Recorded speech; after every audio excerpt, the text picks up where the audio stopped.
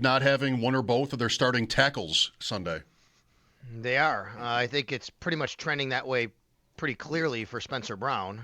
That was indicated by Sean McDermott last Friday when he met with the media, that Brown and Terrell Bernard would probably, be tough for them to go this week. So you're going to be without him most likely. I don't think there's a coincidence there that they activated the 21-day window for Tylon Grable. So will Tylon Grable be the starting right tackle? Is there enough time for that? He was the swing tackle last year. Or is it Ryan Vandermark? I mean, you could have either one. Now, McDermott was asked about Tylon Grable's availability this week. He said, we'll see. He's a young player we have confidence in, but we'll see about the turnaround and how quick it is to get him up to speed. And, up to speed meaning like conditioning and on the practice and all that and being able to get on the field. As far as Dawkins is concerned, he was evaluated for a head injury during the game. He went back in. He was cleared.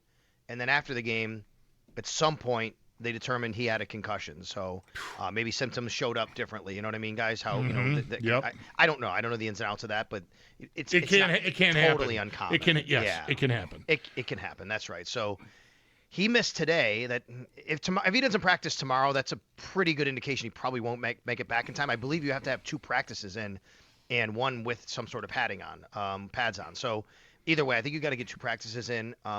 But we'll see. Maybe Saturday can count, but it's trending towards not having him. So what does that look like? Because honestly, one of the challenges here is I'm not sure if people are familiar with how the active game day roster works and the rules, but you're really only allowed 46, but you are allowed 48, which every team does, as long as you have 8 offensive linemen active. So the Bills, their 8 every week have been Deion Dawkins, Spencer Brown, Connor McGovern, Osiris Torrance, David Edwards, Alec Anderson, Ryan Vandermark, and Cedric Van Pran-Granger. They have a 9th. His name is Chase Lunt.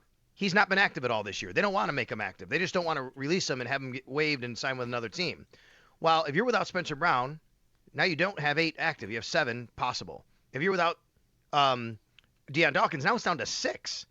What do you do there? In that case, you'd have to basically have both Grable active and activate Chase Lunt in order to trigger the 48-man active roster. Well, I don't want to be dramatic, and maybe one or both will actually play, but I'm thinking of the Chargers here, who lost. The Bills' tackles are excellent, and the Chargers' tackles are excellent. They lost both guys who went to Jacksonville. They had 8 first downs. They couldn't stay on the field. They couldn't function. Yeah. So you're already seeing with their tackles healthy, Allen in a blender. All the time, and I mean that doesn't get better at Pittsburgh. No, that's right.